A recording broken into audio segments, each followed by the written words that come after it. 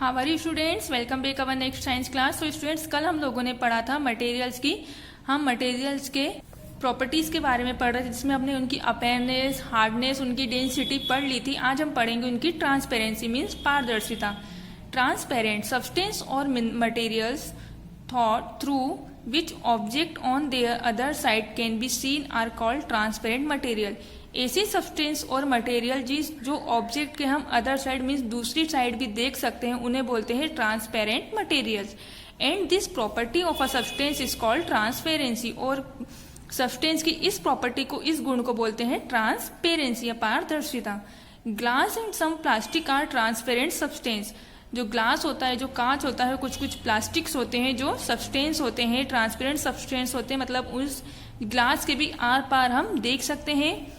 You may have seen the shopkeepers generally keep biscuits, sweets and other eatables in transparent plastic और glass jar।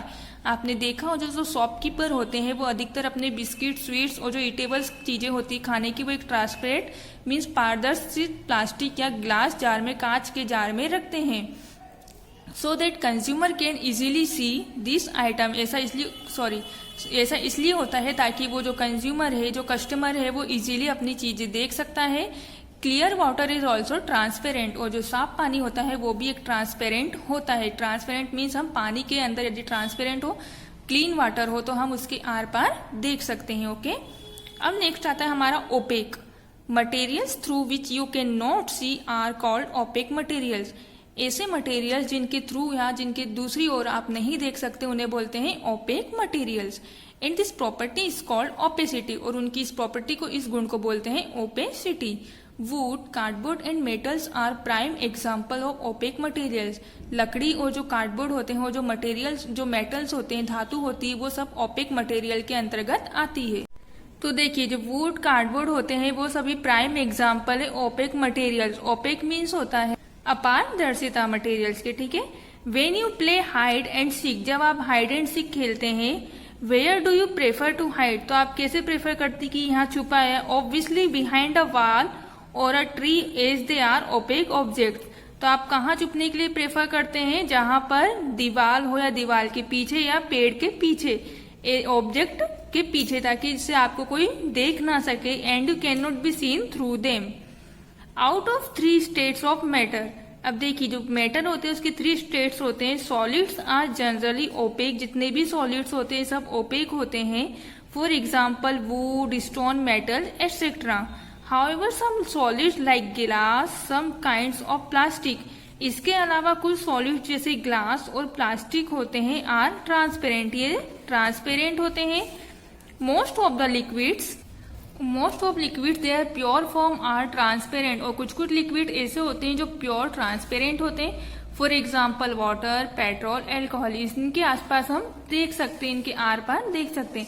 But milk is opaque, लेकिन जो दूध होता है वो अपारदर्शी होता है।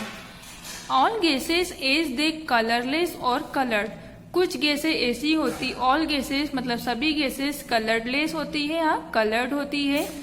एज ट्रांसपेरेंट इन नेचर, वो नेचर की ट्रांसपेरेंट या पारदर्शिता में होती है। Oxygen, nitrogen and carbon dioxide some colourless transparent gases. जो ऑक्सीजन, नाइट्रोजन होती है वो कुछ कलरलेस ट्रांसपेरेंट मीन्स पारदर्शी गैसेस होती है। Where is chlorine pale yellow, nitrogen oxide brown, example of some colour transparent gases. उसी के अलावा जो क्लोरीन होती है, नाइट्रोजन ऑक्साइड होती है, ये कलर ट्रांसपेरेंट गैसेस होती है। अब आता है नेक्स्ट हमारा ट्रांसल्यूसेंट। अब नेक्स्ट है हमारा translucent.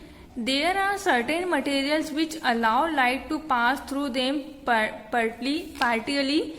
These are called translucent materials. ऐसे मटेरियल जिसमें से लाइट पास हो जाती है, कुछ मटेरियल जो अपने में से लाइट को पास हो जाने देते हैं, उन्हें बोलते हैं translucent materials.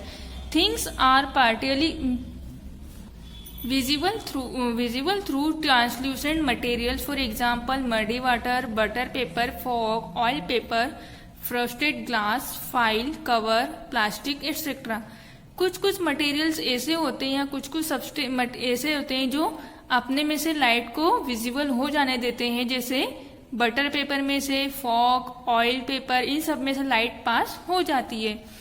What we learn from here is the materials can be classified on the basis of their property। तो इस चैप्टर के अंदर इस टॉपिक में हमने यही पढ़ा है कि कौन कौन से मटेरियल्स को किस प्रकार की क्लासिफाई कर सकते हैं उनके गुण के आधार पर। Of being transparent, opaque and translucent. Transparent means पारदर्शिता, ओपेक मीन्स अपारदर्शिता, ट्रांसल्यूसेंट मीन्स पारभासी। ओके, अब आता है नेक्स्ट हमारा कंडक्शन ऑफ हीट। हीट मतलब ऊष्मा की सुचालकता या गुड और बैड कंडक्टर्स, अच्छे और बुरे सुचालक। Material that allow heat to pass through them easily और कॉल्ड गुड कंडक्टर्स और ऑफ हीट। ऐसे मटेरियल जो अपने में से हीट को पास हो जाने देते हैं उन्हें बोलते हैं good conductors. Metals and those do not allow heat to pass through them are called bad conductors। उसी प्रकार जो मटेरियल्स अपने में से हीट को पास नहीं होने देते हैं उन्हें बोलते हैं bed conductors of heat, means ऊष्मा के कुचालक, जैसे would and plastic. That is why metal are used to make cooking vessels and their handles are made of either wood or plastic। इसीलिए जो मेटल्स होते हैं उनका यूज हम कुकिंग मीन्स जो खाने की चीज बर्तन होते हैं उन्हें बनाने में करते हैं, और उनके जो हैंडल्स होते उनके जो हैंडल्स बने होते हैं वो प्लास्टिक या वुड के बने होते हैं। ऐसा क्यों होता है? ताकि जब हम वो गर्म हो तो हमें गर्म फील ना हो। Air is a bad conductor of heat. और जो एयर होती है, जो हवा होती है, वो हीट की बैड कंडक्टर होती है।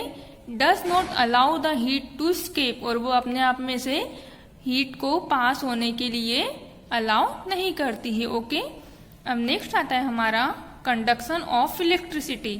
इलेक्ट्रिसिटी मतलब विद्युत की सुचालक।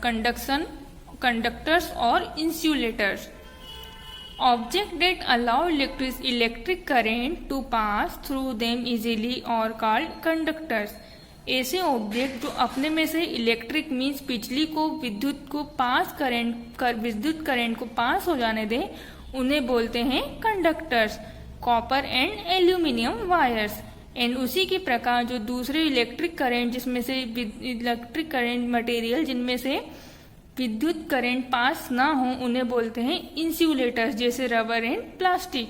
That is why we are advised to wear shoes or slippers while working with electrical device to avoid receiving a shock।